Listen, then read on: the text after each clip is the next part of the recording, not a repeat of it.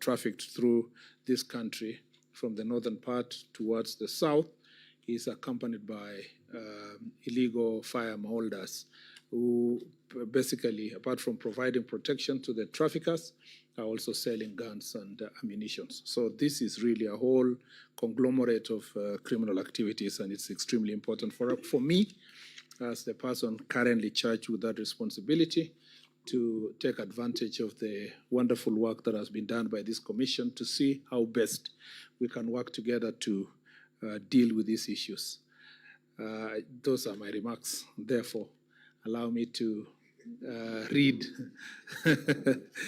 the speech of His Excellency the President. And before I do so, also let me say, former presidents, you are truly welcome to this country, plus the commissioners present here, and all the visitors who have come to our country, you are truly welcome. This is home, this is Kenya.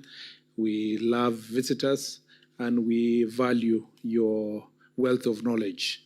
And for the European Union and the other teams that are supporting this very important report,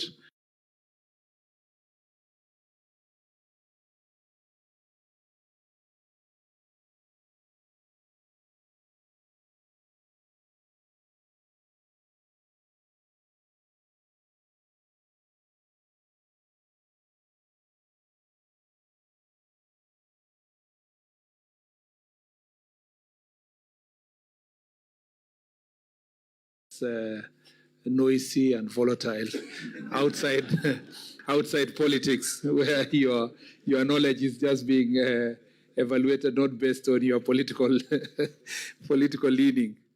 And as I say so, I also truly admire our former Chief Justice here, who is my senior and my friend, and I'm very happy for the work he's doing and the life he's leading, even after a lot of great work he did as one of the most consequential Chief Justice that we've ever had as a country.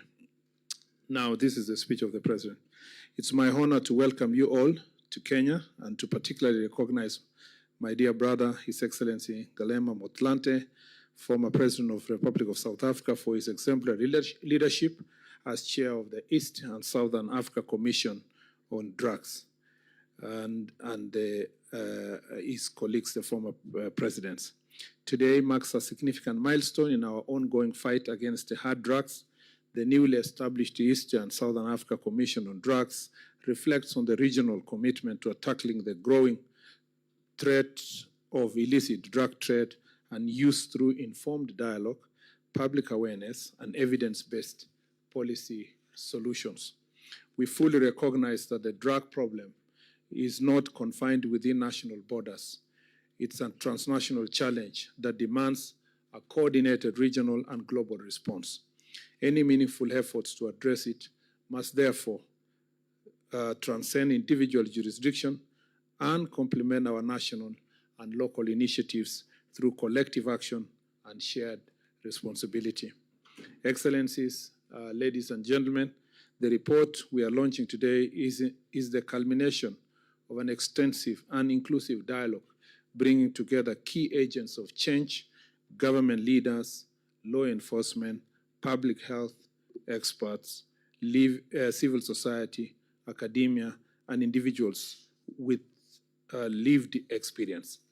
It provides compelling evidence that the availability of drugs in our region has increased, accompanied by a concerning rise in the potency of these substances. This underscores the urgency of coordinated, multi-sectoral responses to an evolving and complex challenge.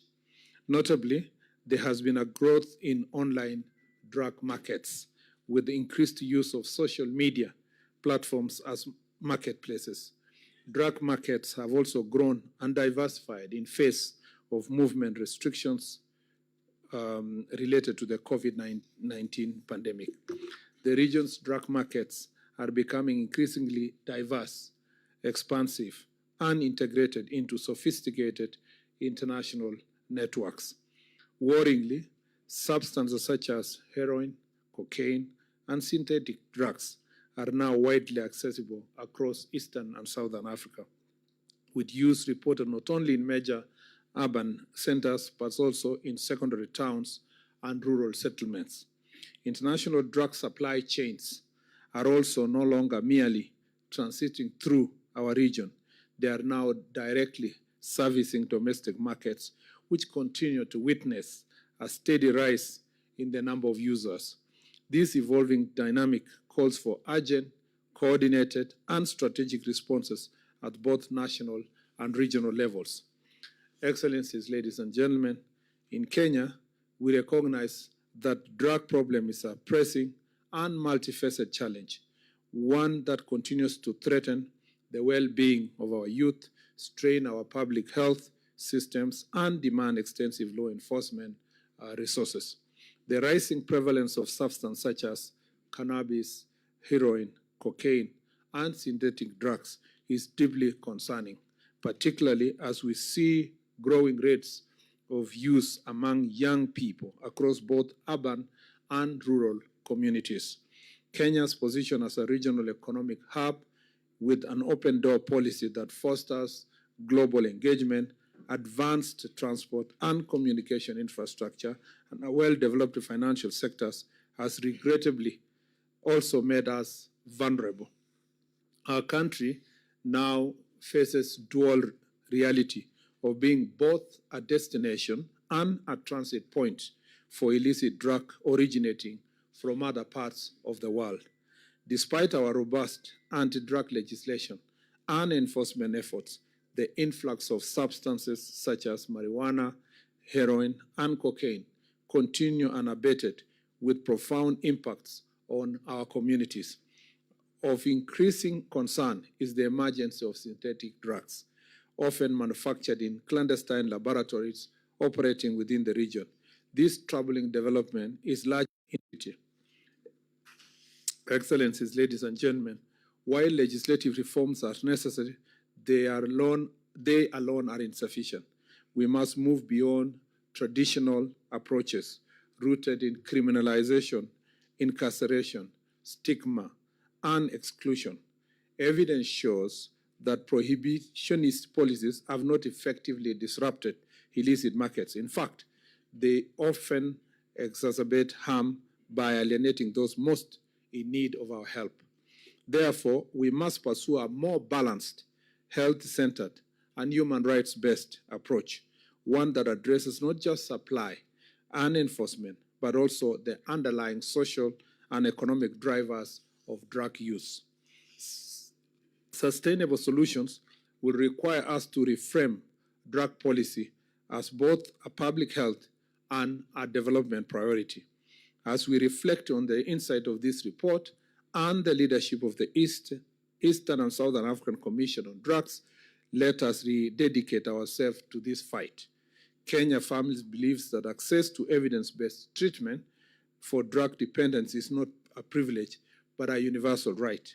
This principle guides our ongoing transformation of the national health delivery system, an ambitious reform agenda aimed at making healthcare affordable, inclusive, and accessible to all without exception. In this regard, your recommendation on the establishment of regional drug observatory mechanism under the Eastern and Southern Africa Commission on Drugs to serve as a critical platform for cross-border intelligence sharing, early warning systems, and regional coordination in Southern Africa. Asanteni sana. I thank you very much.